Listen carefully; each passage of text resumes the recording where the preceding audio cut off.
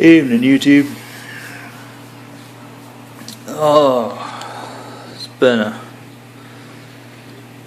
pretty interesting week, so I ended up missing the Thursday update for the 20, so I will include that today. If you notice, the 100 seems a little darker on one side. It's because the Pothos is deciding to do what it does best and vine out and shoot way over here, which is blocking a lot off that LED. So, apparently it's shot a runner down between the grates there, which hasn't quite made it to the water line yet. So let's see if I can get it up out of here. Oh no, wrapped around right there too. So yeah, I can't even really move it easily without doing a little trimming. But I mean, that's not exactly a small stalk either. It's almost half the size of my pinky, about a quarter inch around. But that's alright, because if that's growing, that means it's taking stuff out of the water that doesn't need to be in there. Did another dose of, as I just made a bunch of people yawn. Another dose of new algae today. I do believe it was dose 23. Still working on the progression video, going through all the old videos in the last 12-13 weeks, and trying to get similar screenshots of each tank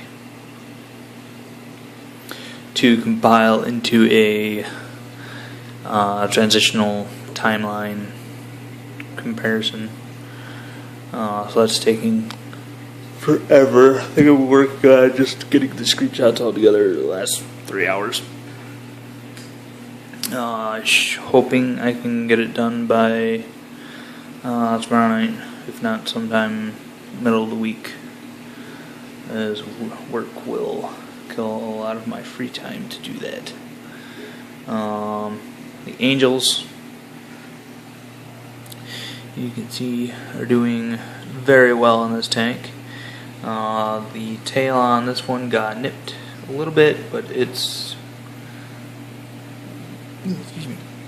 nearly all repaired itself and healed up on her right towards the bottom of, and there's still a little bit where it's ragged, but that's all that's left for her to heal up. I can't say her because it's an angelfish and I haven't sexed it yet, so we'll refer to it for her for now. As for the other one, it's all healed up, so they're doing great. The Tetras got it a little worse than the Angels did.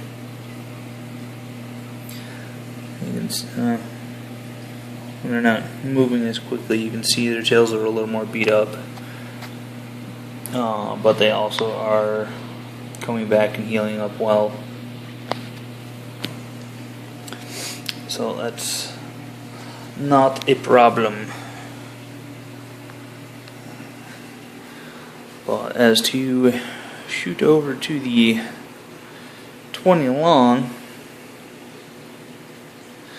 which got its rescape over the course of the last few days, well, not last few days, but beginning of this week, and the plecos have already went through and scattered my nice borders that I had all laid out.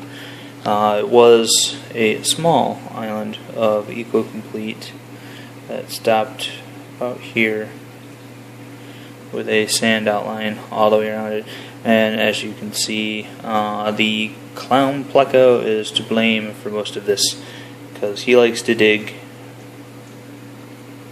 in the eco-complete, whereas the bristlenose usually stayed in the sand when they were playing out in there.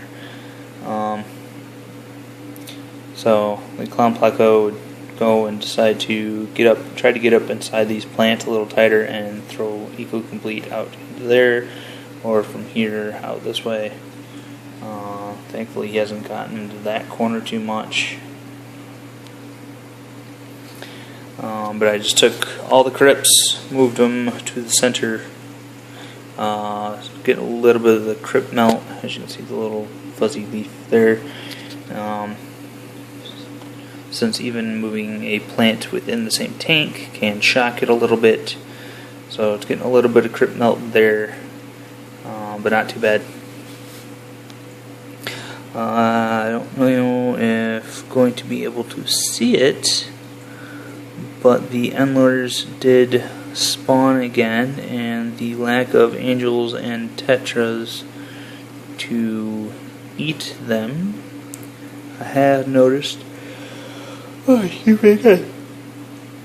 I have noticed a couple of the fry.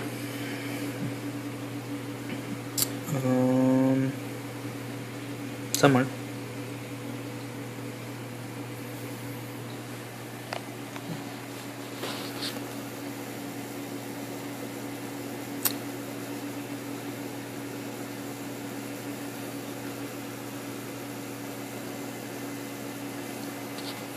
Yeah, as you can see, I had a root tab down right about there, and these yellow balls are all the Osmocote that was inside that, so it's getting dug up, spread around.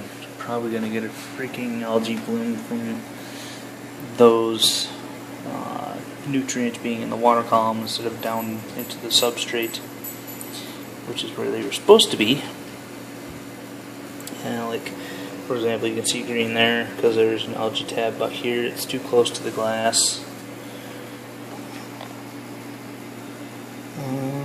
Sort of disappointed now I can't find the under fry. There was 5 or 6 of them I was able to spot. I also got a little bit of algae here from a algae tab, or a root tab. It's about right there. That's too close to the glass. The coolie loaches like to hide out behind the heater here now.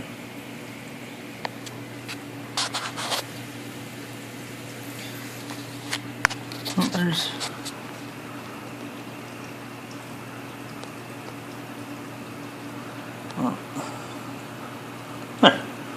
there's one on the fry.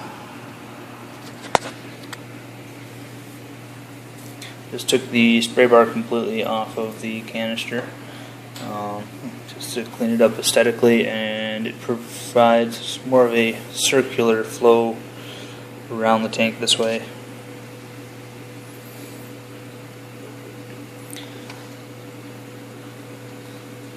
Which works with me, being at a relatively long distance for a single output to go all the way down to the end of this tank. So it does the job pretty well. But that's the update on this new scape. Debating if I'll even bother trying to clean up the mess that the plecos have made, since, well, they're just going to do it again. May go through with some, I have a small, like, kids sand shovel sifter thingy, so I might do it just this once and try to pick out some of those fertilizer balls. But aside from that, well, I'm not going to start a battle that I know I'm not going to win against the plecos without just removing them, which I don't plan on doing. As in any other tank that I have right now, they wouldn't do that well. The shrimp tank, they do okay, but probably beat up on my shrimp a little bit. So I would put 2 clouds. Sorry. Well, it's been a long day of staring at my TV editing this video. And it's warm and humid in here, so it's making me tired. But anyway, Shrimp tank, we would put it at 2 BN plecos and 2 clown plecos, which there's probably plenty of hiding spaces in there, but that's a lot of pleco for a 15-gallon tank, and they like to poop a lot, which, as you can see from all the little brown dots, pleco poop. As I haven't done the water change on this yet, as it is, I think I did a new odds dose today. Be Wednesday, no, yeah, Tuesday night. That I'll do a water change on here. I also don't want to do a water change right after I just dose the new algae. And in here they'd probably just get eaten. So, alright, I'll catch you guys Tuesday.